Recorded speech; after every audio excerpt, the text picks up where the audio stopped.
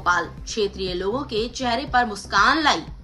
Govindpura police पूर्व में किसी के मोबाइल गुमे तो किसी के चोरी हुए। पुलिस ने सराहनीय कार्य करते हुए लोगों के खोए हुए या चोरी हुए मोबाइल लौट आई। एडिशनल डीसीपी जोन 2 ने मीडिया से चर्चा के दौरान बताया, गोविंदपुरा पुलिस ने काफी मेहनत मशक्कत से लोगों के खोए हुए या चोरी हुए मोबाइलों को बरामद करने में सफलता हासिल की और आज लोगों को उनके मोबाइल लौट गए। मैडम, थाना गोविंदपुरा में लोगों के मोबाइल वापस किए जा रहे हैं जो कभी गुम गए थे या चोरी हो गए थे, क्या कहना है आपका? जी बिल्कुल, थाना गोविंदपुरा पुलिस द्वारा विगत दिनों चोरी हुए और गुमे हुए मोबाइलों को दस्तयाब किया गया है और आज थाना गोविंदपुरा परिसर में जिनके मोबाइल गुम हुए थे उन सभी को वापस से उनके मोबाइल हैंडओवर किए गए हैं। इसमें कुल 35 मोबाइल मिले हैं जिनकी कीमत करीब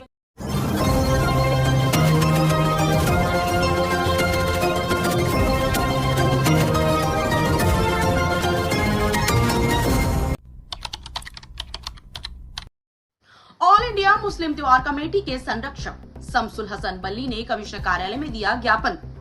राजधानी भोपाल में ऑल इंडिया मुस्लिम त्योहार कमेटी के संरक्षक शमसुल हसन बल्ली ने कमिश्नर कार्यालय में ज्ञापन दिया, जहां पर उन्होंने मीडिया से बात करते हुए कहा कि 6 तारीख को ईद मिलादुन्नबी के पर्व है, सभी देशवासियों को उसकी बधाई। वहीं 5 तारीख को भी गणेश चतुर्थी को समापन हो रहा है, जिसमें गणेश प्रतिमाओं का विसर्जन किया जाएगा।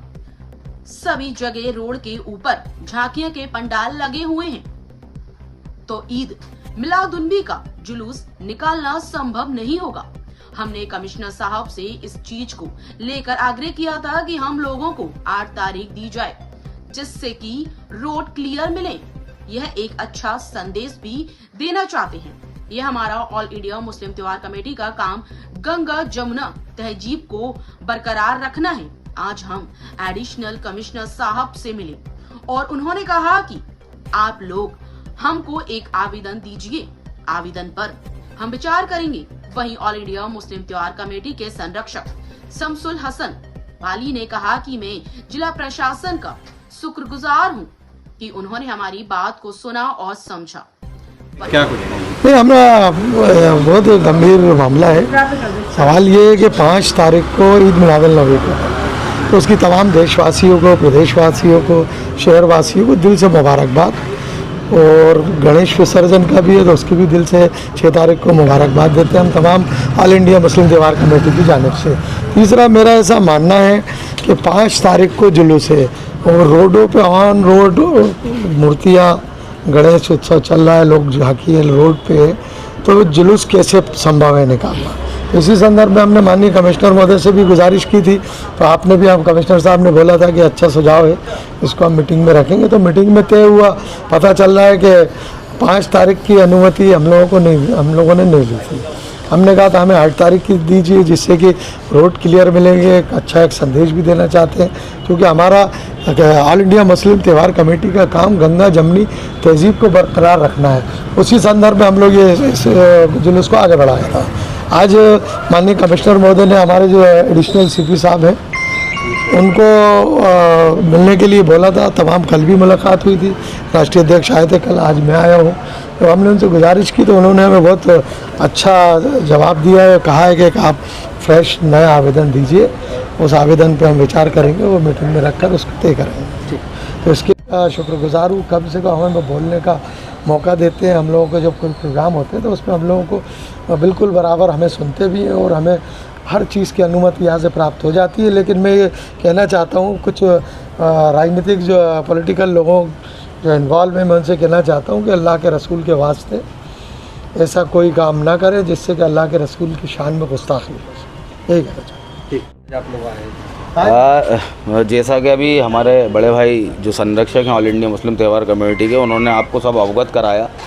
हमारी यही प्रॉब्लम थी कि क्योंकि गणेश चतुर्थी का भी पर्व चल रहा है, जगह जगह झांकी पंडाल होते हैं और हमारा जुलूस बड़ा होता है। लगभग इसमें 10 भोपाल के पुराने नामचीन अखाड़े शामिल होते हैं और उसके अलावा और भी कई सहयोगी समितियां जो हैं वो अपने अपने क्षेत्रों से जुलूस बनाकर हमारे जुलूस में सम्मिलित होती हैं। तो हमारे लिए पॉसिबल नहीं था 5 तारीख के लिए जुलूस निकाल पड़ा, क्योंकि जुलूस बड़ा होता है और प्रशासन हमसे ये कह रहा था कि इतवारे से जुलूस शुरू कर बुधवारे पे हम उसे समापन कर लें। तो उसके लिए हमारे जो और भी सहयोगी समितियां हैं, जो अखाड़े वाले हैं, वो सहमत नहीं थे। तो हम लोगों ने आज आकर पुनः जो एडिशनल कमिश्नर साहब हैं उनसे भेंट की और उन्होंने हमें ये आश्वासन दिया है कि आप एक नया आवेदन 9 या 10 तारीख का लगा दीजिए, उसमें हम अपने विभाग से चर्चा करके फिर जैसा भी होगा हमें अवगत कराएंगे और हमें उम्मीद है कि हमें पॉजिटिव रिजल्ट यहाँ से मिलेगा। Thank you.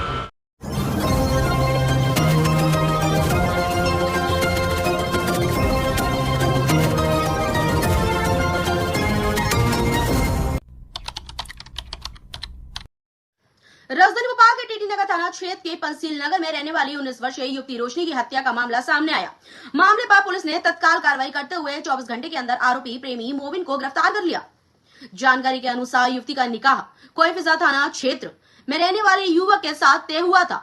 अक्टूबर में युवती का विवाह होना था, लेकिन बार बार प्रेमी के मना करने के बावजूद भी जब युवती ने इंकार कर रही है, इसी बात से नाराज होकर आरोपी प्रेमी ने घटना को अंजाम दिया। मामले पर एसीपी अंकिता खातरकर का कहना है कि आरोपी ने घटना करीब रात 3 बजे के आसपास घटना को अंजाम दिया। आरोपी युवती के घर के पास का ही रहने वाला है। वो पड़ोस बालों की छत के सहारे मृतका के कमरे तक पहुंचा, जहां चाकू से गला रेत कर हत्या को अंजाम दिया। पुलिस ने संदेह पर आरोपी मोबिन को हिरासत में लेकर पूछताछ की। पूछताछ में मोबिन ने खुद का गुनाह कबूल कर लिया। पुलिस ने मामला दर्ज कर आरोपी को जेल भेज दिया है। कल टीटी नगर थाने क्षेत्र में पंचशील नगर इलाके में एक युवती की लाश मिली थी, गला कटी हुई, जिस पर से मर्ग जांच में लेते हुए मामले को संज्ञान में लिया गया था। बाद में पीएम रिपोर्ट के उपरांत ये बात सामने आई कि पीएम रिपोर्ट में लिख किया गया था कि death was due to shock and haemorrhage due to cut throat injury by hard and sharp object. तो मामला संदेहास्पद होने से वरिष्ठ अधिकारियों के निर्देशन में इन्वेस्टिगेशन टीम्स बनाकर जो है इन्वेस्टिगेशन को लीड किया गया और परिवारजनों के कथन भी लेखबद्ध किए गए, जिसमें ये बात सामने आई कि मोहल्ले का ही रहने वाला एक 20 वर्ष का लड़का है मुबीन, जिसकी इस युवती से बातचीत होती रहती थी और उसे ये पता था कि युवती की शादी कहीं और हो रही है और लड़का चूंकि उससे प्यार करता था और वो नहीं चाहता था कि लड़की की शादी कहीं और हो, इसलिए वो परेशान था। और ये पूरे प्रॉपर प्लानिंग के साथ इसने लड़की का जो बगल वाला घर है उस घर की छत पर से लड़की के कमरे में लगभग रात को 3 बजे गया है चाकू और ब्लेड लेकर, और वहाँ जाकर इसने लड़की का गला दबाया है, देन गले को चाकू से काटा है और फिर वहाँ से गया है। एक तरफा ही कहना चाहिए, लड़की का भी थोड़ा लगाव था इससे, बट चूंकि लड़की की शादी कहीं और हो रही थी तो लड़की ने इसको मना कर दिया था कि मैं कहीं और शादी हो रही है तो मैं अब तुमसे रिलेशन में नहीं रहूँगी। तो इसी बात से ये परेशान था कि तुम वहाँ कैसे शादी कर सकती हो, तुमको मेरे से शादी करनी पड़ेगी। मिलने जुलने के लिए दबाव बनाता था और शादी के लिए भी दबाव बनाता था। ये लड़की जब कमरे में अकेली थी उस वक्त के परिवार को उस कमरे में लड़की अकेली थी। एक्चुअली 3 मंजिला मकान है, परिवारजन जो है बीच वाले फ्लोर पे थे और लड़की सबसे ऊपर वाले फ्लोर पे अकेली थी, तो जिससे छत पे से आराम से आया जाया जा सकता है, ऐसा रास्ता है। ये जो लड़का है टेलर का काम करता है। तो पहले से कोई बातचीत पक्की हुई थी या कोई रिश्ता लगा था इससे? नहीं, इस लड़के से रिश्ता नहीं लगा था क्योंकि मोहल्ले के हैं तो एक दूसरे को जानते थे और 5-6 महीने से जो है ज़्यादा बातचीत वगैरह फ़ोन के माध्यम से और मिलना जुलना होता था। मोबाइल चेंज वगैरह अभी मोबाइल तो जब्त किया गया है और इसमें अभी देखते हैं फॉरेंसिक्स के दिखा के, क्योंकि लॉक लगा हुआ है, फॉरेंसिक जांच में है। ये वारदात से पहले कोई विंडो पे आकर लड़ाई झगड़ा हुआ है? हाँ, जो लड़के से अभी जो बात करी उसमें ये बात सामने है कि लगभग 2-2:30 बजे के आसपास जो है दोनों के बीच में बातचीत हुई है, लड़का और लड़की के बीच में, और उसके बाद लड़के ने इसको बोला है कि मैं आ रहा हूँ।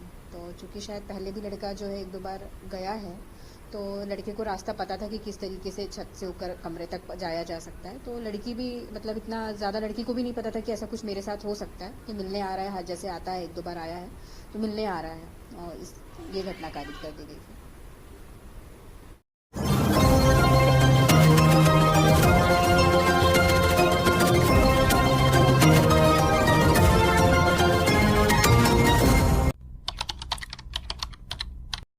ट्रैफिक मैनेजमेंट को लेकर सांसद आलोक शर्मा की बैठक हुई। कलेक्टर कार्यालय में हुई बैठक शहर के ट्रैफिक टेंशन को लेकर हो रही बैठक ऑन स्पॉट फाइन और सड़क पर खड़े वाहनों को लेकर शुरू होगी। कार्रवाई साथ ही सड़क किनारे हो रहे अतिक्रमण पर होगा एक्शन। महापौर कार्यकाल में भी ऑन स्पॉट फाइन की शुरुआत की गई थी, उसी तर्ज पर फिर ताबड़तोड़ कार्यवाही। ब्लैक स्पॉट और रोटरी को लेकर भी बनेगी योजना। शहर की पार्किंग को पार्किंग माफिया गैरेज नहीं बनाए। शहर में बिगड़ती पार्किंग व्यवस्था को लेकर सांसद ने निगम कमिश्नर को दी समझाइश। जनता को शहर में पार्किंग के लिए परेशान न होना पड़े। रेवेन्यू को जनता से न तौले, जनता में आक्रोश है। मैं महापौर था तब भी कुर्सी लगाकर जल भराव वाली सड़कों पर बैठा था। ऐसा ना हो मुझे फिर से जल भराव वाली सड़कों पर कुर्सी लगाकर बैठना पड़े। कार्य योजना बनाएं, मुझे 1 हफ्ते में रिपोर्ट बना कर दें। कलेक्टर नगर निगम और ट्रैफिक की एनओसी बगैर अनुमति, बगैर कोई भी नया ट्रांसफॉर्मर शहर में नहीं लगाया जाए। ऐसे एमपीईबी के अधिकारियों पर एफआईआर दर्ज की जाए। सांसद आलोक शर्मा ने सभी विभागों को चेताया, शहर में किसी की दादागिरी नहीं चलेगी। कोई ठेकेदार अपनी मनमर्जी नहीं चलाएगा, हर कहीं खंबा नहीं गड़ेगा। कि उनके पास सीएसआर फंड रहता है, तो मुझे लगता है रोटरी क्लब हो, लायंस क्लब हो, अन्य संस्था हो, चेंबर ऑफ कॉमर्स हो, क्रेडाई हो, इन संस्थाओं से भी मेरा संवाद चल रहा है। वे भी आगे आएँ और भोपाल के एक लेफ्ट टर्न को ठीक करके हम भोपाल का जो बाधित यातायात है उसको ठीक करने का काम करें। इसी प्रकार से हमारे लगभग 16 ब्लैक स्पॉट चिन्हित किए गए हैं। यहाँ पर आए दिन एक्सीडेंट होते हैं, एक्सीडेंट जोन बन गए हैं, उस पर भी काम करने की आवश्यकता है। इसके लिए हमारे भोपाल कलेक्टर के पास एक फंड था 3 करोड़ रुपए का, वो 3 करोड़ रुपए का फंड भी रिलीज कर दिया है। बहुत ही जल्दी भोपाल के अंदर जो एक्सीडेंटल जोन, जो ब्लैक स्पॉट बने हैं, उसके ऊपर भी हम काम करके ब्लैक स्पॉट को समाप्त करने का काम करेंगे। इसी प्रकार से लेफ्ट टर्न को भी हम ठीक करने का काम करेंगे। ई रिक्शा को लेकर भी हमने चिंता व्यक्त की है कि जोन वाइज संचालन की क्या स्थिति है, उसके ऊपर भी हमारा संवाद हमारा हुआ है। इसी प्रकार से आज की जो बैठक के अंदर महत्वपूर्ण जो मुद्दा रहा है कि हम लेफ्ट टर्न को ठीक कर लेंगे, हम ब्लैक स्पॉट को ठीक कर लेंगे, पर कई बार देखने में आया है कि भोपाल के अंदर एमपीवी ने, बिजली विभाग ने कहीं पे भी अनियंत्रित चौराहे तिराहों के ऊपर बिजली के पोल लगा दिए हैं। और कहीं ना कहीं जो ब्लैक स्पॉट का सबसे बड़ा कारण है वो बिजली के पोल है। कई बार एक्सीडेंट जो होता है, डेथ होती है, तो उसका सबसे बड़ा कारण बिजली के पोल है। ये बिजली के पोल भी हमारे हटना चाहिए। इसके लिए भी हम पिछली बैठक में बैठे थे। एडीएम भोपाल के नेतृत्व में 3 सदस्य हमने इसमें कमेटी बनाई है, उसकी भी रिपोर्ट उन्होंने आज प्रस्तुत की है।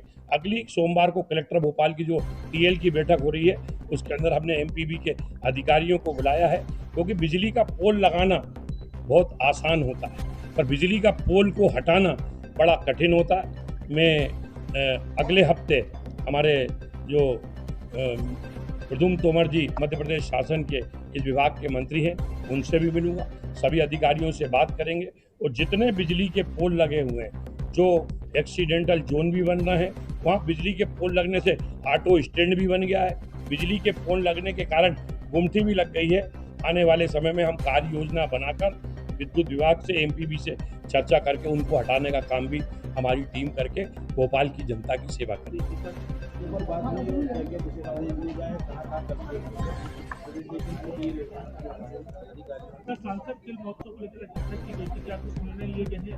देखिए, 29 अगस्त को पूरे देश ने, 29 अगस्त के दिन को हम सभी लोग देशवासी खेल दिवस के रूप में मनाते हैं। 29 अगस्त को पूरे देश में सांसद खेल महोत्सव का पंजीकरण प्रारंभ हुआ है।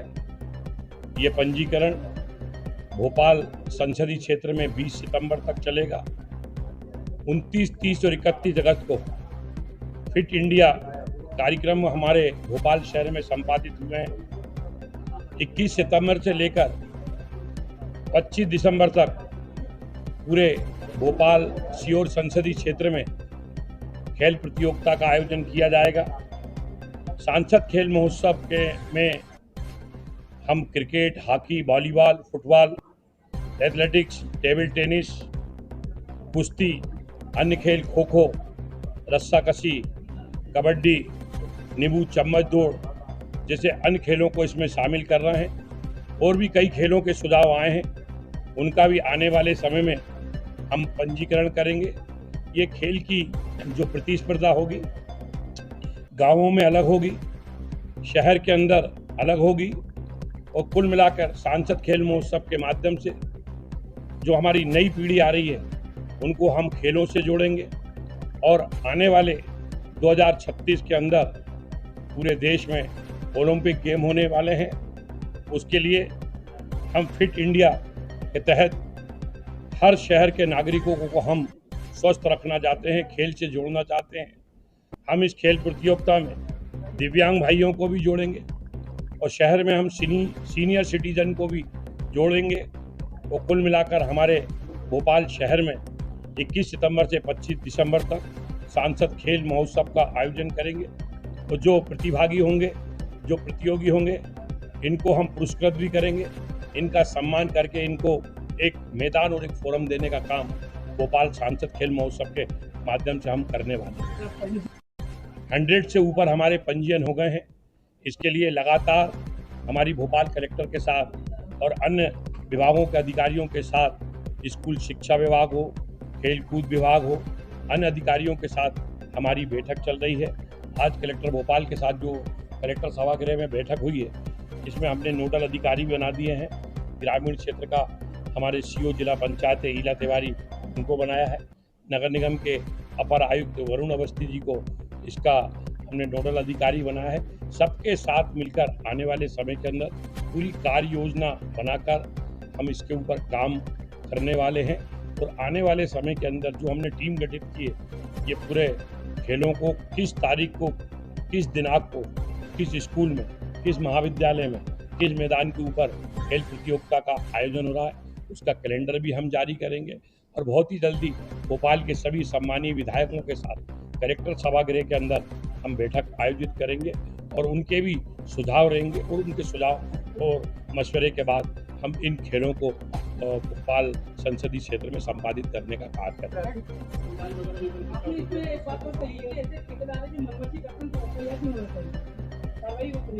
मुझे लगता है कि ठेकेदार भी भोपाल के हैं।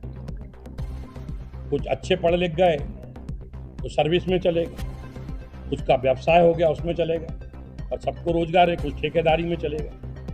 विभाग क्या करते हैं, टेंडर जारी कर देते हैं। टेंडर जारी होने के बाद ठेकेदार अपना टेंडर ले लेता है और टेंडर की पूरे नियम प्रक्रियाओं को पालन करते हुए वो उस पर काम चालू करने लगता है। परंतु इसके लिए भी कहीं ना कहीं एक आचार संहिता बनना चाहिए। इसके लिए कोई भी ट्रांसफार्मर अगर शहर के प्रमुख चौराहे तिराहे पे लग रहा है या बिजली का पोल लग रहा है तो उसको सबसे पहले नगर निगम से एनओसी लेना चाहिए। हमारी ट्रैफिक पुलिस से भी एनओसी लेना चाहिए, जिसके कारण भविष्य के अंदर इस प्रकार की घटनाओं की पुनरावृत्ति ना हो और इस प्रकार के अनियंत्रित तरीके से बिजली के पोल ना लगे। उस पर भी हम अंकुश लगाने का काम करेंगे। मोती मस्जिद से लेके हमें ठीक करने का काम एडीएम भोपाल के नेतृत्व में जो टीम गठित हुई है इसको करना चाहिए, इनको देखना चाहिए। प्रमुख चौराहे जो हैं यहाँ पे ठेले खड़े हुए हैं, इनको भी वैकल्पिक स्थान देकर व्यवस्थित करना चाहिए। फुटपाथ को पूरी तरीके से क्लियर करना चाहिए। पिछले दिनों पुराने शहर के चौक बाजार के सभी व्यापारी हमारे पास आए थे और उन्होंने खुद कहा कि सांसद जी, पुराने शहर के चौक बाजार, सराफा बाजार, कपड़ा बाजार, इब्राहिमपुरा, लोहा बाजार, मारवाड़ी रोड, हनुमानगंज, घोड़ा निकास से हम निकल नहीं सकते, सिंधी मार्केट से निकल नहीं सकते। आज कहा है और आने वाले समय में सभी हमारी जो एसोसिएशन है, व्यापारी एसोसिएशन, उनके साथ हम बैठक करेंगे और बैठक करने के बाद 3 दिन तक मुनादी अनाउंसमेंट के द्वारा सूचना दी जाएगी कि आप लोग सड़क पब्लिक के लिए है, नाली नगर निगम की है, इसके ऊपर इंक्रोचमेंट ना करें। 3 दिन की सूचना देने के बाद जो लोग दायरे में आ जाएंगे ठीक है, नहीं तो अतिक्रमण दस्ता अपनी कार्रवाई करके सड़कों को व्यवस्थित करने का काम करेगा। अच्छा ग्राउंड है, पहले ग्राउंड से पहले कमिश्नर कार्यालय में जब बैठक होती तब ये मुद्दा उठाया गया था, लेकिन गाड़ियाँ को अब तक वहाँ से हटाया गया और ना ही उसकी रखरखाव उस ग्राउंड से किया गया। बहुत ही जल्दी इसको भी इनकी एजेंडा सूची में जुड़वाएंगे, वहाँ के ऊपर भी अतिक्रमण हटाने की कार्रवाई करेंगे। पिछले दिनों भी आपके द्वारा जो वीडियो हमको दिया गया था, अतिक्रमण हो रही थी, तत्काल आपके वीडियो के ऊपर मैंने ही संज्ञान लिया और नगर निगम कमिश्नर की टीम को जाकर उसको तोड़वाने का, अतिक्रमण को तोड़वाने का काम करेगा। आप सब लोकतंत्र का चौथा स्तंभ है, कहीं पे भी इस प्रकार का कोई अतिक्रमण हो रहा है उसकी जानकारी आप मुझे स्वयं दीजिए। आपने मेरी कार्यप्रणाली, कार्य पद्धति देखिए, मैं आपको विश्वास दिलाता हूँ तत्काल मैं जिला प्रशासन के अधिकारियों से संवाद करके उस अतिक्रमण को हटाने का काम करके जनता की सेवा करूँगा। दिशा में काम कर रहा हूँ, मुझे लगता है आप सबका सहयोग मिलेगा। भोपाल के लेफ्ट टर्न हम ठीक करें, भोपाल के ब्लैक स्पॉट को हम ठीक करें, भोपाल में जो बिजली के पोल अतिक्रमण के अंदर सबसे बड़ी बाधा बनी है, इस पर हम कार्य योजना बनाकर काम कर रहे हैं। मुझे लगता है आप सबका सहयोग मिलेगा और जो भी विषय आप गंभीर विषय संज्ञान में लाएंगे उस दिशा में हम सब लोग काम करेंगे। बहुत बहुत धन्यवाद। नहीं, मैंने अभी वो समाचार पढ़ा नहीं है, एक बार समाचार पढ़ लूँगा। मुझे लगता है कि अस्पताल प्रबंधन को इन सारी चीज़ों को पिछले समय भी चूहों की मरीजों के पैर कुतरने की घटनाएं आई थी, उसके ऊपर मुझे लगता है कि काम करना चाहिए। संबंधित अधिकारियों से मैं इस संदर्भ में बात भी करूँगा। खेल प्रतियोगिताओं का आयोजन होना है, उसके संदर्भ में बैठक हुई है और उसमें जिला प्रशासन कोऑर्डिनेटिंग रोल में रहेगा। बहुत सारे विभागों की बैठकें हुई जिसमें हम लोग आइडेंटिफाई करेंगे कि ग्रामीण क्षेत्र में, शहरी क्षेत्र में कौन कौन सी प्रतियोगिताएं हों जिससे खेल प्रतिभाओं को उभार मिले। इसके लिए विस्तृत कार्य योजना बनने के बाद सभी जनप्रतिनिधियों के सहयोग से इनका आयोजन किया जाएगा। ये हम लोग डेट्स और पूरी चीज़ें फाइनलाइज कर रहे हैं और उसके बाद इसके समापन में माननीय प्रधानमंत्री जी संबोधित भी करेंगे। तो इसको जो है अभी हम लोग ये जो डेट्स हैं ये सभी जनप्रतिनिधियों के साथ बैठ के हम लोग प्लान फाइनल करेंगे। ये अभी 20 तारीख तक तो रजिस्ट्रेशन है, उसके बाद शुरू करेंगे 21-22 से। रजिस्ट्रेशन ऑनलाइन हो रहा है। हाँ, नहीं अभी वो मेट्रो को बोला गया है, वो उसको हटा रहे हैं और उसको स्मूथ कर लेंगे चतुर्थी तक।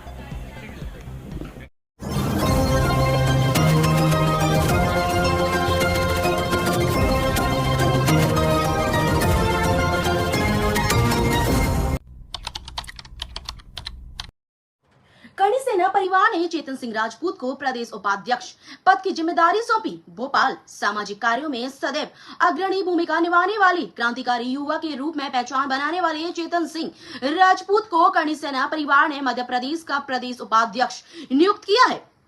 उनका इस महत्वपूर्ण नियुक्ति पर करणी सेना परिवार के पदाधिकारियों और कार्यकर्ताओं ने हर्ष व्यक्त करते हुए उन्हें हार्दिक बधाई एवं शुभकामनाएं दी हैं।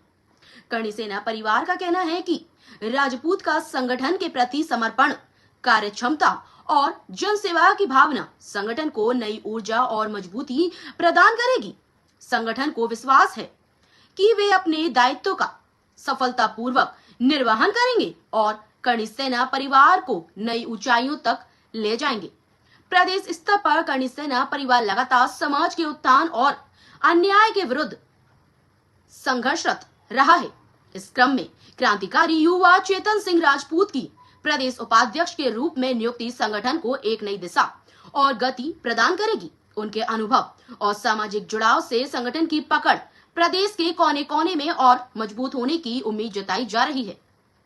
स्थानीय कार्यकर्ताओं का कहना है कि चेतन सिंह राजपूत हमेशा समाज हित के लिए तत्पर रहते हैं और हर वर्ग को साथ लेकर चलने में विश्वास करते हैं। उनका यह नया दायित्व संगठन और समाज दोनों के लिए लाभकारी सिद्ध होगा। चेतन सिंह राजपूत का क्रांतिकारी बयान। जी, आपको करणी सेना का प्रदेश उपाध्यक्ष बनाया गया है, क्या कुछ भूमिका? देखिए, मैं करणी सेना परिवार में जीवन सिंह शेरपुर जी हैं, उनके साथ में भाई साहब से 2016 से जुड़ा हुआ हूँ। हम लोगों ने पद्मावती मूवी के टाइम भी साथ में काम किया हुआ है और बस उसके बाद से समाज सेवा साथ में करे जा रहे थे। हरदा लाठीचार्ज के बाद से और मैंने एक चीज़ देखी है कि हमेशा जीवन सिंह शेरपुर जो हैं वो समाज के लिए ना हमेशा कभी किसी राजनीति पार्टियों के सामने झुके नहीं है कि किसी भी प्रकार से उन्हें प्रेशर दिया और वो झुक जाएं। मैंने कई नेता देखे हैं, कहीं कोई किसी की गोद में बैठा, कोई कहीं किसी की गोद में बैठा, कई समाज सेवी ऐसे लोग आप भी देख रहे हैं, हम लोग भी देख रहे हैं। पर जीवन सिंह शेरपुर जी जो हैं वो ऐसे व्यक्ति हैं जो हमेशा सत्य के साथ में खड़े रहते हैं और सर्व समाज के लिए काम करते हैं। तो हमें भी राजपूत समाज तो अपनी जगह है, करणी सेना का जो काम है टीम जीवन सिंह शेरपुर जी का, वो सर्व समाज के लिए काम करती है और हमें भी सर्व समाज के लिए ही काम करना चाहते हैं। तो साथ में जुड़कर अब आगे काम करेंगे। आपको जिम्मेदारी मिली है तो आपकी क्या प्राथमिकता रहेंगी? हाँ, हमारी प्राथमिकता यही है कि जहाँ भी कहीं किसी अपने के साथ में अन्याय हो, समाज के किसी भी व्यक्ति के साथ में गलत हो रहा हो, सरकार की जो दमनकारी नीतियाँ चल रही हैं, जैसे अभी हरदा में लाठीचार्ज हुआ है आपने देखा होगा, वहाँ राजपूतों की कोई गलती नहीं थी, छात्रावास में घुसकर बच्चों को भी मारा है, वहाँ एक शोक सभा चल रही थी उसमें लोगों को मारा है और फिर लोग झूठ बोल देते हैं। एसपी साहब भी झूठ बोल रहे हैं वहाँ पर खड़े होकर और सीएम साहब उनकी बात भी मान रहे हैं।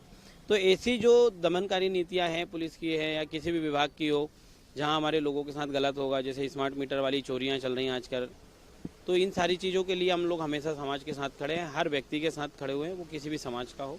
और यही जीवन सिंह जी का भी हमारा वो है, सबके लिए नारा है, सर्व समाज के साथ में हम हमेशा रहेंगे। जय